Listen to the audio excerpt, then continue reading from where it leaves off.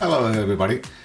I want to talk today about the rFactor 2 new UI that was launched last year, end of last year. We had this for a few weeks now, and I've been using it quite frequently, also switching back to the old UI. And I want to give you a bit of my impressions, right? Which I guess that's the whole point of launching this in beta. So the good thing is that it's a lot more modern UI. So something that looks okay for 2020. It's not like a game that you will expect in like 1990. That kind of old UI is actually it looks good. It looks modern. Looks relatively slick. They got rid of the launcher, so when you launch the game, this is what you get. You got the news, you got the content, you got the community. Everything is in one place, and that is brilliant. And also, I'm aware. I mean, I don't really know exactly what they have done, but there's been a lot of work in the background to make sure that this is a lot easier to update from now moving forward. Also, thing is good that they have not just revamped the UI and change it entirely. Okay, the first time that you launch is a bit like, okay, what is this? What is my content? But it follows a very similar structure to what it was in the past, which I think is a good thing for the majority of users. So for 99% of the users who are gonna touch this UI right now, they will be used to the old one, and that's a good thing. You can very quickly find your way around, and that's a great thing, rather than deciding to do a completely brand new UI, completely different, which kind of breaks the mental model of how you think about rFactor 2. So that's a good thing. Also, I think there's a new API that can be used for overlays. I've read about it. There is some repos in GitHub about having new overlays that are used with the new API that this UI should bring. I have not actually explored that or read about it. I still think that hopefully it is the case, and they have this API there for streamers. They have the data basically as the game is running, and then you can just paint an overlay using something like Angular or React or something like that. That would be really good if that is the case. So a very positive step overall. I think it's something that when you launch, if you're a brand new player to rFactor 2 and you launch the game and you see this, it's like, yeah, okay, that's fine. It looks okay, not like the old one. And, the old one, so many people will see it, will be like, oh, what is this thing? I'm not sure I want to actually play with it, which is a shame because rFactor 2 is my favorite racing game. But there are other things that kind of let it down, and one was the UI. If the UI gets fixed, there's one less thing. I think the more people enjoy rFactor 2, the better for the community, the more leaks, the more online gaming is going to be. So it's good for everybody. So that's kind of good things. Obviously, there is some complaints or notes that, hey, so and so is missing, like you cannot launch a dedicated server. So you can go to content and you go to workshop and the packages, but there is nothing to say, hey, launch a dedicated server, which some people did. Okay, they say it's a beta. We know things are missing, and I think that's good. It's good that they have decided not to do everything just to get the basics that a majority of people use. Get it out there, get feedback, and iterate from there. So that is a good thing. Now, I found it a bit confusing that you have the Start Race Watch community up here, but you have Race Watch community up here. It's a bit like, why? Why I have this? This is like a shortcut, but I can also go here. Okay, it's just a little bit odd, but fine. Then these things here, suddenly you realize, oh, this is clickable. It's not very obvious. Also have race single player, multiplayer competitions, but you cannot click on this. And you you cannot actually go to multiplayer. If I click race, I just race this last use configuration, which I guess is good. It's a shortcut of you're practicing for a race and this is what you're doing. Fine, you just go ahead. But how do you get to multiplayer competitions? This line here is a bit odd. So some things here like, oh, I can change this. So great, you can go and change it. And the new image is gonna look good. Some information here like the vehicle has this engine, is manufactured by Oreca. Well, yeah, fine, okay. I guess this highlights the things that you can change if you go to the customize. So fair enough. This, by the way, this view by default, I think is this one. And I find this area here of controls a bit weird. So this one expands by default, but this one doesn't.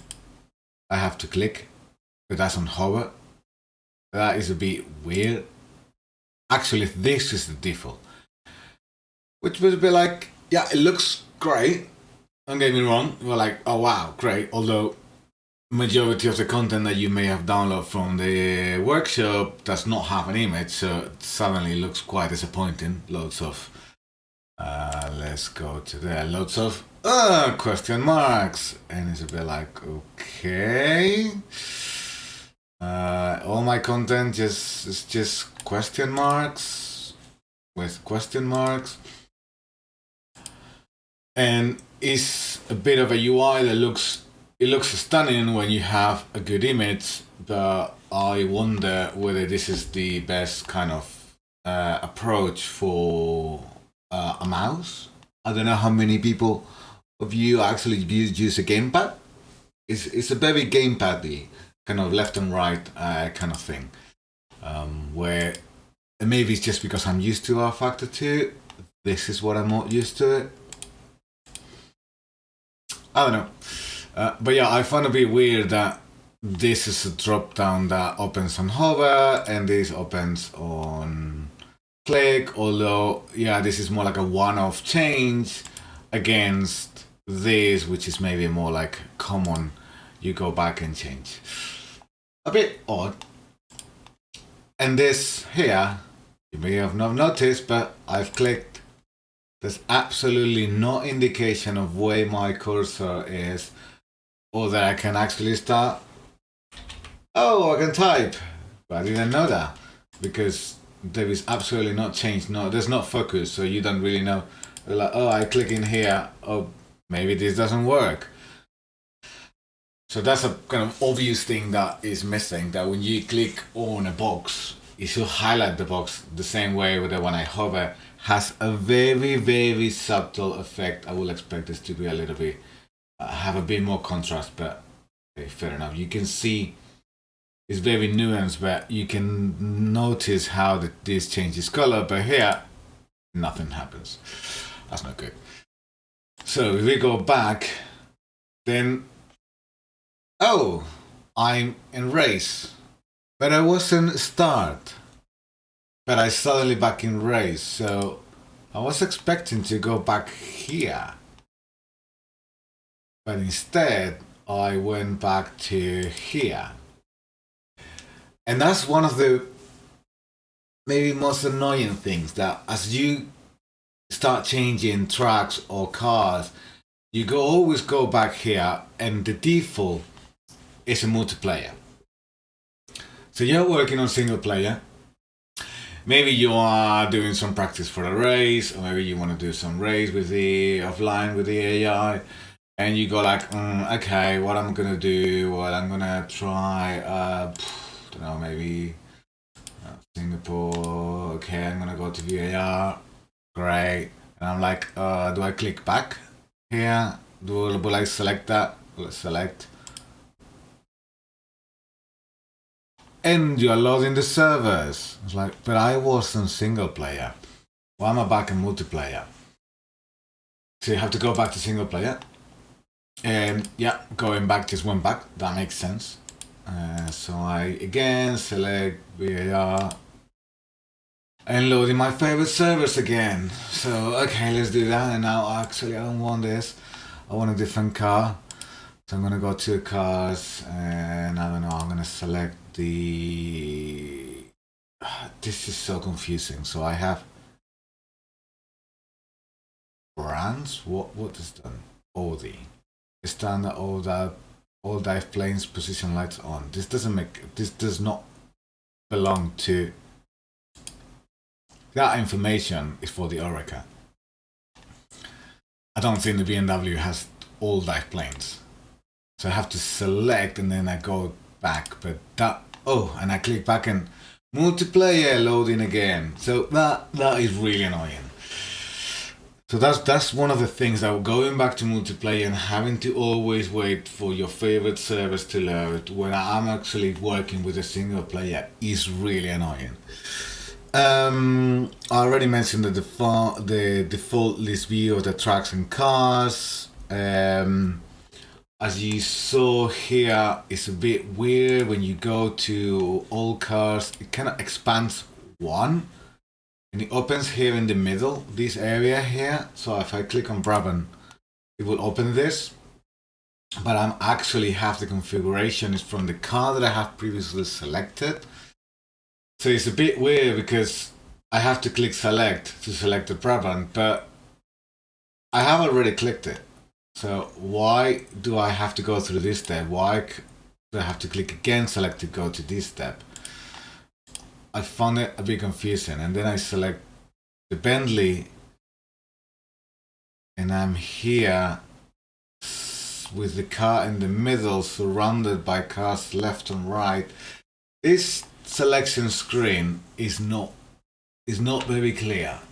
It can be a little bit confusing. And I select I go back to multiplayer, of course. And now the right configuration. So I got headline sprint, position lights on. So if I change the car, that information, headlights sprint, position lights on, is going to stay there even if I go back to all cars and I select something that doesn't have that, like Formula 1 from 75. I don't think that has headlights. So that's a bit mistake. A bit of a mistake. So, and then I already mentioned this, the assets. Okay, this is a beta, maybe things change, I don't know, but you've been talking about the new UI for months and months or years. You've shown this UI, so this UI was a thing in the roadmap around summer. There were some images about how it's going to look like, and I don't think that much has changed since. I remember this looking like that. So why don't tell the community of mod developers, hey, the new UI is going to require this kind of assets, this size. So you know that is the size. You're not giving away anything. You're just telling people, hey, if you want to work on the update all the icons for the Endurance series, this is the size. And then everybody gets ready. Everybody's aware of it. I mean, I remember having a chat with a guy who was preparing launching a mod in December, and he was working in like 70 something icons for all the different liveries and everything. And then, ta-da, new UI, we're like, oh fuck, I have to do all the icons again because they haven't said anything about what is the new size. That is annoying. Tell the people this is the size of the assets. You need an image that looks kind of flat background, kind of transparent background, this size, this resolution, etc. So you are ready as soon as we launch the new UI in beta, and your content is gonna look great. It will make this a lot better. Then you say, okay, I'm gonna do this, so I'm gonna click race.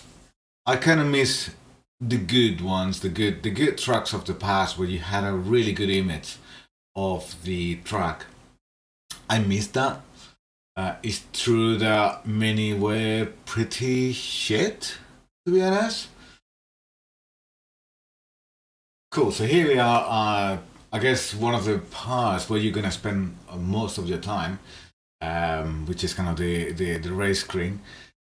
First thing is I have tabs here which kind of follow the kind of paradigm that we had on the previous screen. So we have tabs for the right area and we have tabs for the left area, and then we have tabs at the bottom, which is kind of new, but okay. The thing that is a bit odd to me is that watch is a tab. It's green, it has the same color, so you clearly know that you are here. Then you go to setup, and then background changes to gray, so you know that you are here. Fine. But drive is not. Drive is not a tab. Enabled. Drive is a button. So that doesn't make much sense to me, to be honest. It's a bit weird that this is a tab and this is a button. I think they should change that. I know that because I've played rFactor 2 and I know that I've clicked drive, Archie's gonna drive, but I mean, okay, it's okay if you just learn that, well, no harm done, okay? You click drive by mistake, like, oh, okay, that was not what I wanted. You go back, not the end of the world, but it is a bit odd and confusing. So going back to this, I like it's not here now, but you have that little graph at the end of the race that shows the position. That I think is new. I think that's really good. You have the image. It shows the image, which is kind of good. It shows you the liveries. Once we manage to get the liveries, it would be good if there was a way to automatically create this with the liveries of other people. I don't know whether that's going to work. To be honest, I haven't tried that yet, but it'll be good. That's what I will hope to have. You have the sectors and the standings, and that's quite nice.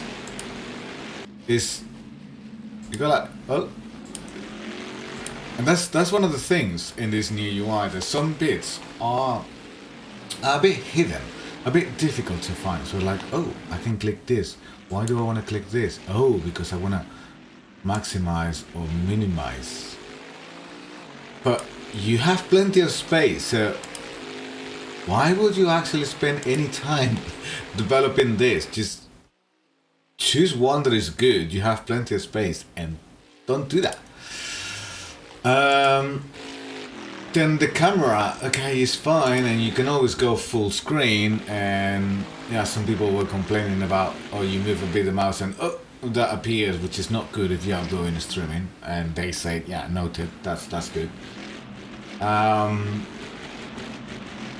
this is fine, but I guess it would be good to have a bit more information, just using more front and center the camera, but I guess that's just my personal problem. But going back to kind of things that are a bit annoying is when you go to setup, okay, you have the summary, you have this kind of little overview of where you are, which I guess is, yeah, it's good. I have not paid much attention to it, but I think it will be good, especially kind of highlights the things that you have changed. So you can, if you're trying different setups for your race, it's good to see where you are right now. What I find annoying is that it's very difficult to find what can you change and what is not changeable, because there is not enough contrast. There is not enough. I mean, the word is affordance, which means something that is clear how to interact with, because none of these are adjustable. Okay, fine, it says a big non-adjustable, but this one has a number and doesn't show. Let's find one that does. Okay, this is a bad screen. So there's almost no difference between this, which you cannot click, and this that you can. The difference is absolutely minimal. Let me find one. There you go. So the splitter, not front splitter, there's only one splitter, it's at the front. So saying front splitter is like the saying, I don't know, that doesn't make any sense. Anyway, standard, cannot change this. This one you can. Yes, this is white. That one is grey. It will depend on your monitor and your setup of your monitor to actually notice. When you have like 10 of those, something like nope, nope, nope. Oh, I can't change this one. So that is annoying. We now have more options. Everything is split in more options where you have way much empty screen. So, well, aero, there's normally not that much. So why do you need to put here an ellipsis and kind of trim this? Why do I need to open this and a pop-up? You have plenty of space. Use that space to put that content. Maybe use this space to explain what the rear wing does, what is going to happen if you put more weight, more downforce at the rear end, and how is that going to affect the front. Explain what is the radiator tape and whether more tape is better or less in certain situations. Use this space for that, which maybe that's the point, and that's great. And if not, please combine these two, or have smaller icons or something, because it's pretty ridiculous that I have to use this scroll bar here because I don't have enough space. That is just bonkers. Come on, put everything in one screen. Otherwise it's like, oh, I didn't change my differential because one of the pretty critical things is hidden here. It just doesn't make any sense. But again, I can change the preload, but I cannot change this ones. It's weird. So that on setups. Then the summary. You got these buttons. Black button that hovers on white, yellow on white, and disable. Okay. Then you click, okay, let's go to setups. And I got like black, grey, blue, red. It's like, what is this? What is this salad of colors? It's like, why? It doesn't make any sense. Pardon, yeah, for the lorem ipsum that someone forgot to change. Fair enough, those things happen. So that's not the end of the world. Okay, so let's have nothing to load. Let me save one. Okay. Oh, shit. Save. Cannot type. That is red. Cannot type yet. Now I clicked here. I promise I clicked. Oh, now I can. Cool. Okay. Let's save. Cool. So, by the way, they compare is really good. I'm gonna change something. This is good. This is really good to be able to change, to see visually what has changed. I cannot remember how you can compare it. I want to compare it to defaults. Yeah. That has always been really good for rFactor 2. I'm glad that it's here. Colors is a bit weird. You got this blue and the white and everything. Excuse me, it's a bit all over the place, but hey. And then you go to setups again, and it's like, oh, goodness me, is this all these colors are like, what on earth do all of this do? Ugh. Anyway, that's not great.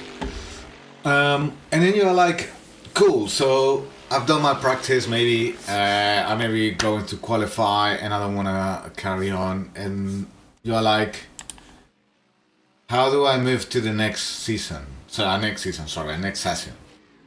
Which is one of the key things when you are doing offline racing. You do a bit of practice, click next session. I don't know, maybe you do the entire thing, but I definitely don't. I tend to put like 3 hours of free practice, and then when I'm confident with my driving and everything, then I click next session or restart or whatever.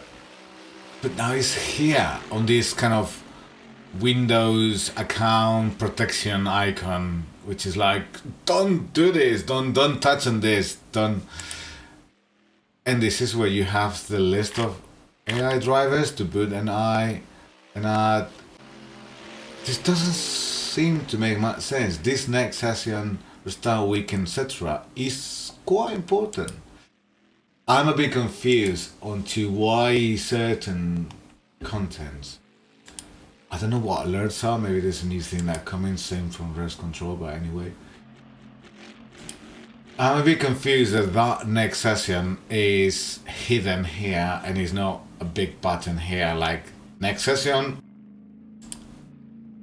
And the last thing that I want to say is this only happens when you do a multiplayer. So I'm gonna try and kind of simulate that. Right, so obviously rFactor 2 has this concept of the thing they call B mods or something like that. It's the kind of thing that it says what track and car combination you're going to be racing, and you can either use that for offline racing to create your own kind of championship if you want, and that kind of limits the options to only the tracks that you say and the cars that you say. And obviously you're going to download one of them when you go to a race online, because that kind of tells the dedicated server what track and what cars are available and what are the conditions. So when you go, at the moment I'm on all tracks and cars, which means I have all the content available to select. But let's say that I just finished a race, an online race. Next time that I launch it, is gonna start with the B mod or the mod, can't remember how it's called, that I had selected last. In that case, will be, for example, the Exile GT3 Race 1 at Sebring. So I'm gonna simulate that. So this will be. So now you're like, great, I'm a race. I want to do something different. And you're like, nope, sorry, you only have Sebring available. And that's because this file. And you're like, okay, fine. I want to go back to all. I want to go back to all tracks and cars so I can do my new race or my new practice. And you spend, okay, these are numbers. Oh, here we go. All cars and tracks. It's not terribly obvious.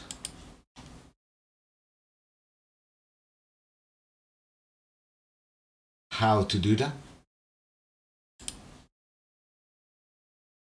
I think I was in the car. Maybe I was in the cars actually.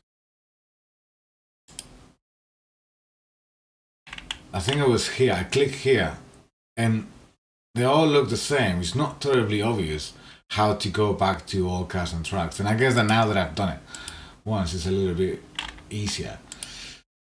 But I really struggled to find this for the first time. I was really confused how to do that, how to change that back. So yeah, it's not something that if you're not that familiar with how rFactor 2 works, it would be pretty confusing. So I guess that some way to easily just from here just say all cars and tracks. That will simplify. So I think that's a bit all that I have. So I mean, overall, as I said, I think it's a really good step forward. It has a couple of annoying things like that when you go to race, it always goes back to this multiplayer reloading, and some kind of key actions like clicking the next session or going back to all tracks and cars are not really obvious, are a bit hidden. Once you know it, it's fine, but I don't expect that to be like really obvious for a new player. So I think that they should make those kind of key actions of the journey that you just finish a multiplayer race and you go back and then you're suddenly stuck into that track and car combination. How do I go back to all cars? They should do that a lot more easily, because I don't think new players will not know how that works. And then there's this sort of lack of contrast, lack of where to click, what is clickable, what is not, which I hope that will fix soon. I mean, they said it's a beta, and I think that it's good that they kind of worked on kind of a frozen design. They showcased this back in summer, I think, and they didn't improve it. I remember that when I saw those images, I was a bit concerned that some things were a bit confusing. In a way, I was hoping that they will improve the design, but probably it's better to just work on the background, make sure that they change the kind of the code base to enable this new launcher combined with everything in one place. And then once they have this, improve the UI rather than keep iterating forever while you're trying to change the code base and now the design has changed and then the design changes again, etc. So I hope that everything that I'm saying here, they're like, yeah, we know all of this. I hope that they find that things like reloading constantly the multiplayer is so annoying, and they are really annoying about it, and they want to change it, and that's great. I like that they launched this at the end of 2019 rather than trying to make it perfect and launch it in like 2022, because by then we'll be probably be too late. So yeah, very positive. I'm keen to see the next iterations and see it improve, and hopefully it's the start of a good trajectory for our Factor 2. So good job, guys. See you next time.